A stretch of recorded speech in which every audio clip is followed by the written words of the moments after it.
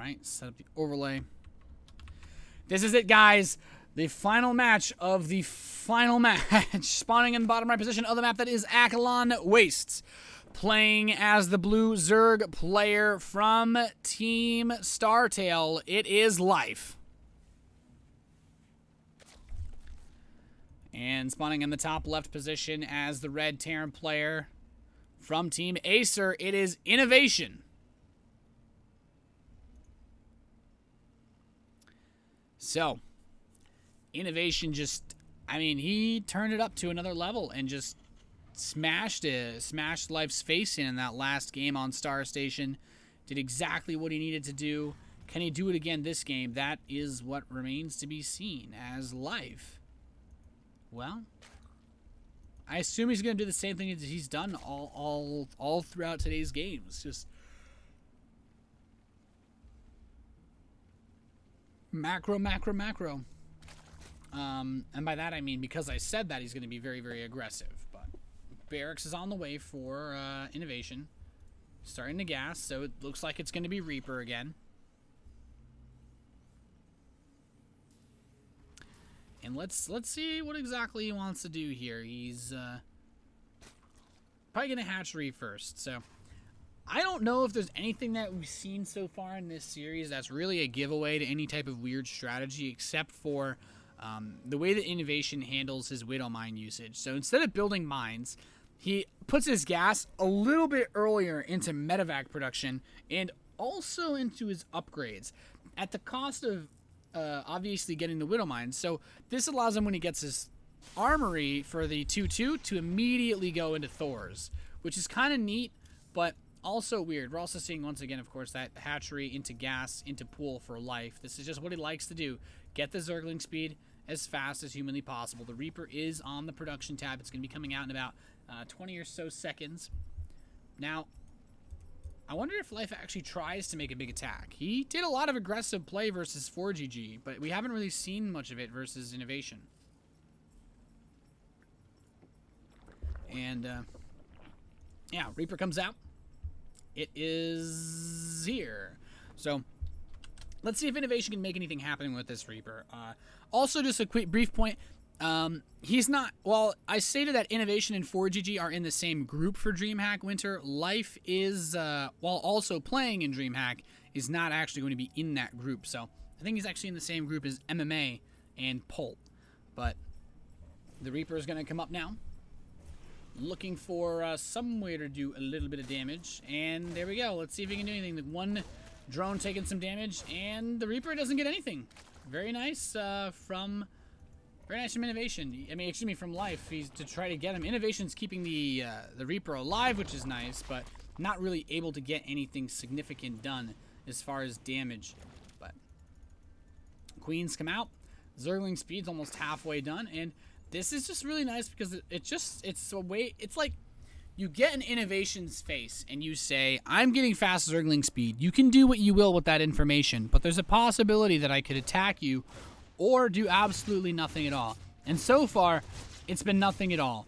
But it forces INnoVation to be honest, and he's starting a third command center. He doesn't have any wall off at his natural whatsoever. He is walled off at the main base, but he's going to move right into Hellions, and he's not scared of the Zerglings. He's not really respecting the opening too much from Life, but I think he's just kind of basing it off of the previous games where Life didn't actually try to commit and kill him in the early game. Life's going to make 8 Zerglings, most likely just try to catch the Reapers.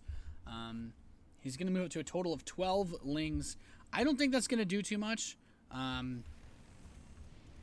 Yeah, I mean, there's just the 2 Hellions and the 2 Reapers should be more than enough to stave this off, and that's, yeah, and he kills it with no problem, so he's totally fine. There's Zerglings on the right side of the map, not doing too much themselves, so a third hatchery begins for Life, and this makes a lot of sense.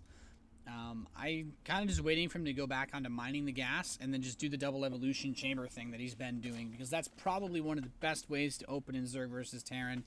You take that third, sure, but take your other gas, get your evolution chambers, and get the upgrades going very, very early, because you don't know how much the Terran player is actually cutting out to make this work. So creep tumor is going to spread out. I'm using all 3 queens to spread creep, actually. So He's actually going to play 5. He's going to do another 5 queen style, which allows these 3 to just get very early creep pressure and just push out a lot of tumors very, very early on. So it's also nice because he can actually attack the Reapers or the Hellions if they get too close. And INnoVation's actually kind of worried, it seems, about his Zergling attack because he's keeping everything outside where this entrance to the natural is so that he can spot anything that comes in. And the Reaper's going to go out to scout. Sees the 3rd. And let's see. Is there really much else to see? It doesn't seem like it. The Hellions are going to move out. He's keeping the Reaper on each watchtower and just using the Hellions to patrol the map. So here's a little bit of difference. INnoVation goes straight into the bio. No engineering base yet, which is something that 4GG actually did versus Life. And Life will be able to get much faster upgrades because of this. But it's going to give just a little bit faster unit production to INnoVation, who, for all intents and purposes, is very good at macro, and just, if you give him an opportunity to macro, can just snowball a massive lead by having better mechanics than you. And it's funny because Life is also probably one of the best mechanical Zergs in the world with just how many units he can put out if you allow him to sit back and do his thing. The lair is on the way. We have the 4th base being built as well. This Akalon Waste is a great map for 4 base play. It's so easy to defend 4 bases. But let's see what INnoVation does. He's going to move in. He's actually going to take the pocket 3rd base. Hellions are doing some harass, but like I said, the pocket 3rd.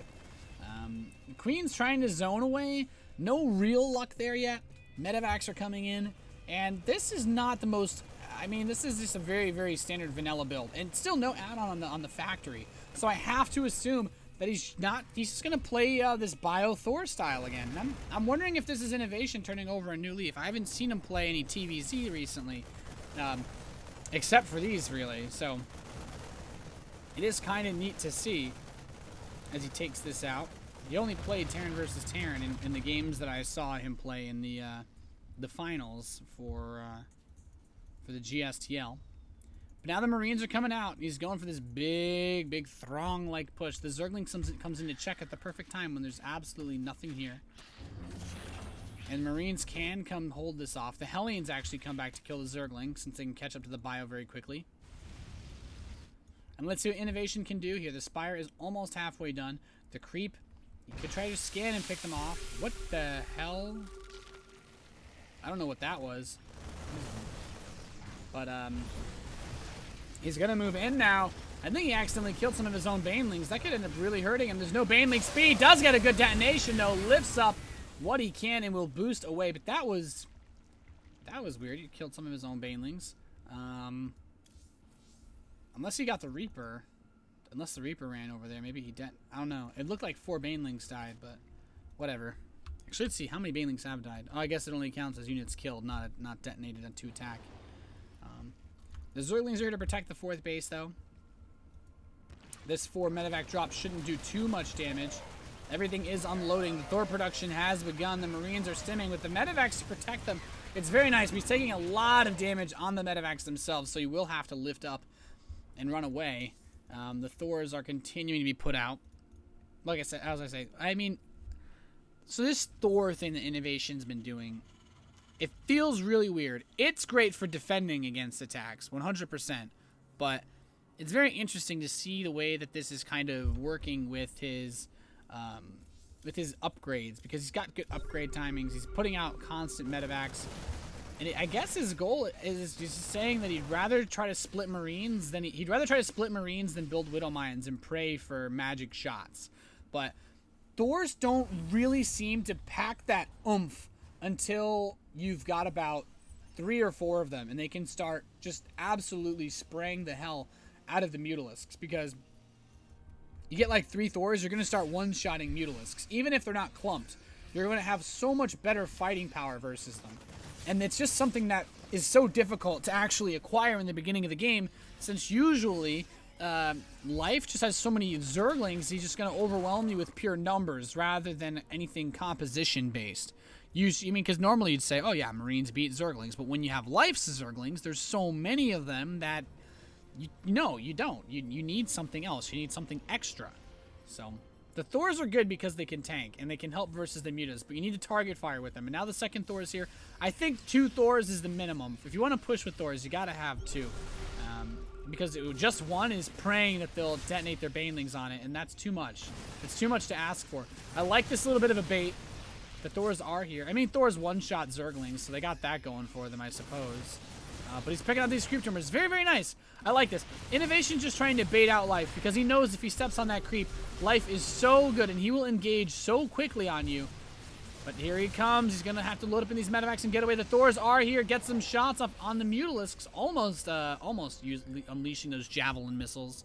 But no luck just yet. Continue to press in. Oh, there's a one missile turret here to protect this base. The Mutas have descended upon it. INnoVation taking some damage at his third. The SCV is being free farmed here. He is continuing to produce these Thors, which is the nice thing. He can defend, actually, incoming attacks using the Thors. He just needs to get a missile turret on his production, but he's actually just going to try to press in and attack Life. Is this going to work? There's 20 Banelings on the way. There's so many Banelings here. I don't know if he can do this. The Thors need to basically eat all of the Baneling shots with these Marauders.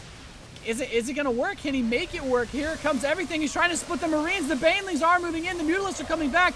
All of the bio is dead. And INnoVation is being toppled. The Mutalisks are going to magic box these Thors. And that could be it. He lost the third base. He's got some Marines streaming, and he's got another command center ready. But that's it. GG. INnoVation is defeated by Life. And that means that Life will move on to the Dailymotion Cup bracket stage. We'll not have another Terran player advancing. INnoVation is out. Damn.